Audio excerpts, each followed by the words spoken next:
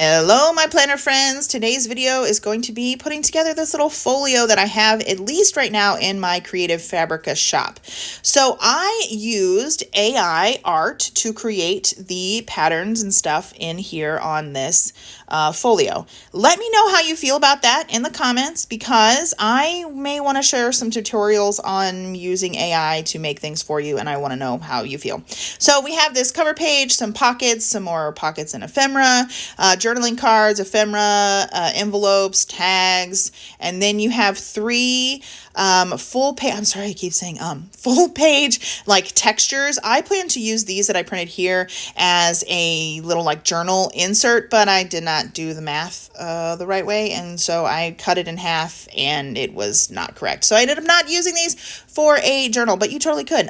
But what you want to do is print them on the back of some of your pieces. I probably should have printed it on the back of these envelopes, but I didn't. But you want to make sure at least, probably all of them, you want to make sure that you are printing on the back. I printed the folio on some cardstock paper, and then I reverse printed, double-sided printed the paper, the full-size texture papers on the back of the other elements. So now we're going to get to putting together this little folio. It is super easy. It is not terribly hard to put this together. What I did use, I brought in some other tools. You definitely don't have to. I have a 1.5 and a 1-inch circle punch that I use to cut out the thumb notches of some of these, what's that called? Folders, what are they called? Pockets. And then I also used a corner rounder to round my corners on my journaling cards, as well as my cover. Again, it's already like designated like that. You could just use your scissors to trim around it carefully. You don't have to use that.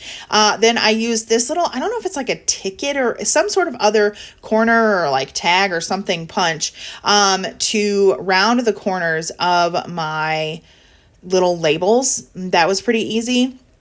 And then I used this Bear Art Precision Craft Glue. I like this better than a glue stick. That was my little all guy thing to say that I was going to punch some holes for my journal, but I end up not.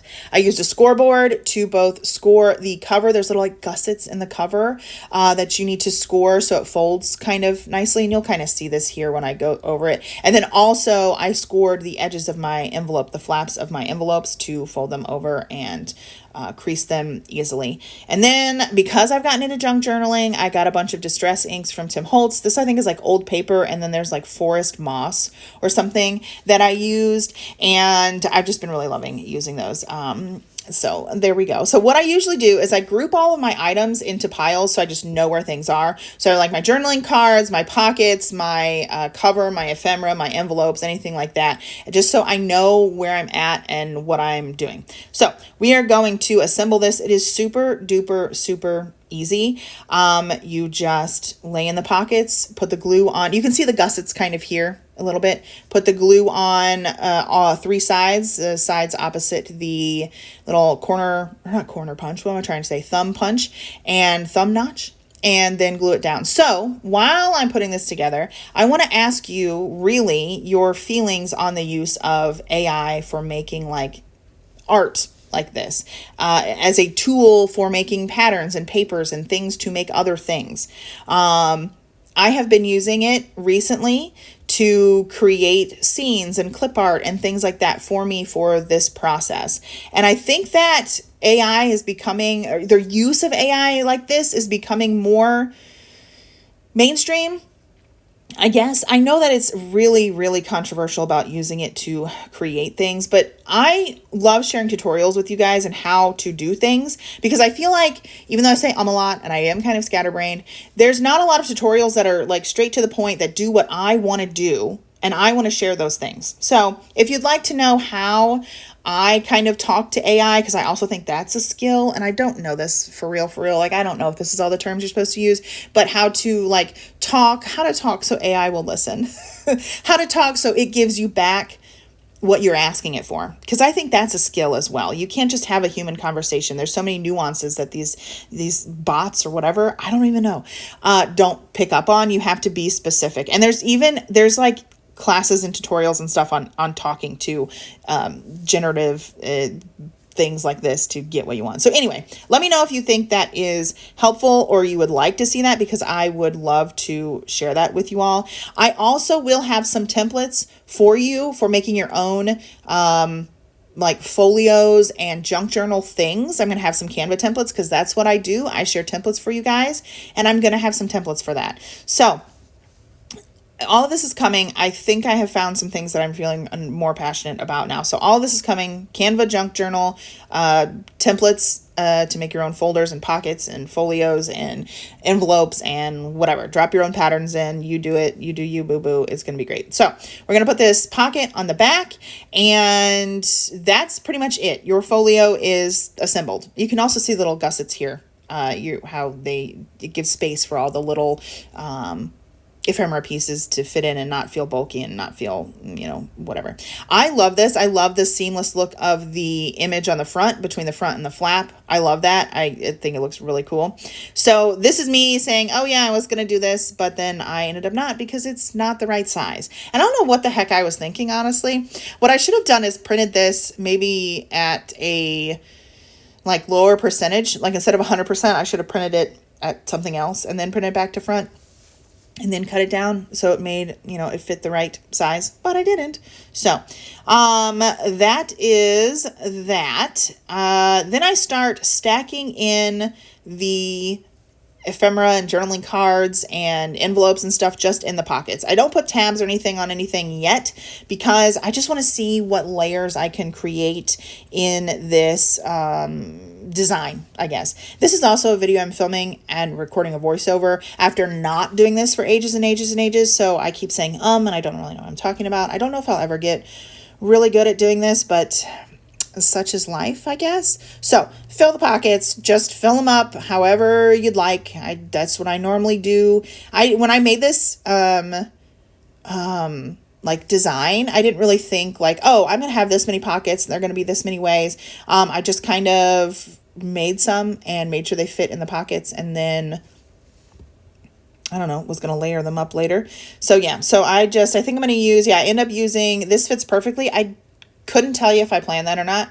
I might have, but this little card fits perfectly in this envelope. I did end up inking on the back of my envelopes so that they kind of matched. Like I said, I would recommend printing back to front every page of this, just because it will help in the long run. Just back to front every page. Print the pattern, the textures on the back of the elements pages, and then print your cover on a cardstock. It's not terribly heavy, the cardstock I did, but yeah, if you want to use a heavier cardstock, you could. So just loading in all of these pockets, loading in all of the envelopes, and then you have a bunch of ephemera left over, and you can use this for anything. I had thought I was going to use this for a December memories thing, but I ended up getting so into junk journaling that I made a junk journal December daily.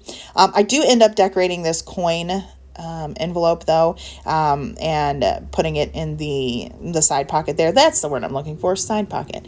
And I did ink up all the edges of these as well. It's kind of hard. Sometimes your ephemera is stark white as well, so I can kind of see how that's kind of, odd looking across it, but overall I think it looks okay. So decorated this coin envelope. I'm going to stick it in a pocket. And I think now I go through, look how pretty this is. It's just so pretty.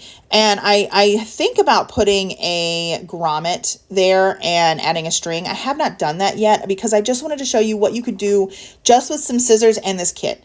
You don't need fancy ribbons and things like that, though you could totally add it. So then I go in and start adding little tags everywhere. I like to do this later so I can see how the layering looks, and how it's going to look with a tag on it. So I do that sort of at the end. And that's kind of how I do any of these junk journal things that I have been working on, is to do all the tags and stuff at the end. Not the tags. What am I trying to say? The tabs. Those little whale tail, I think they're called, punched tabs. I don't really know. So yeah, I go and do that, and I think you get at least 4 in this little printable kit. Did I already say I am going to make some templates for you guys? I think I might have. So yeah, I am going to make some templates for you guys that you can drop your own patterns in and put your, make your own folios. They, you know, much like I have my sticker templates and stuff like that, you're going to get junk journal templates. So that's going to be really cool. And yeah, let me know if you want tutorials on any of this stuff. Like, really do let me know. Oh, I did want to mention that this is currently up on Creative Fabrica, and they have deals a lot of the time where you can get a year's subscription for like $47, $50 some odd dollars. And we are going into the holiday season, so I feel like that's going to be a thing that happens quite regularly, that they're going to have this. So if you get a yearly subscription to Creative Fabrica, this is why I love Creative Fabrica for design assets and clip art and things like that.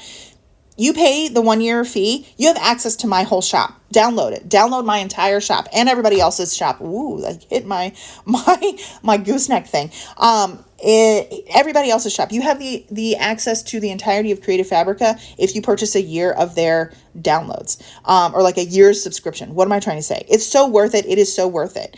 And so you could just get that and then download everything in my shop, you know, or in everybody else's shop. So that said, there's going to be a link in the description for signing up for Creative Fabrica. I love selling on there because of the value that you get for your subscription. So that Santa tag that's up in the right hand or the left hand corner here of the screen is way too big. And I guess I could size it down small, but I couldn't not include it in this kit because it was so hecking cute. I end up putting a bunch of the ephemera back in this envelope back here just to store it, and sticking that back in the pocket. But I end up, I'm all over the place. I end up folding over that Santa and just storing him in there in this front pocket, anyway. So this is the finished folio. If you like this video, go ahead and give it a thumbs up and subscribe. I would love for you to stick around and see the other tutorials I have on my channel. Check the description and I will talk to you in my next video. Bye.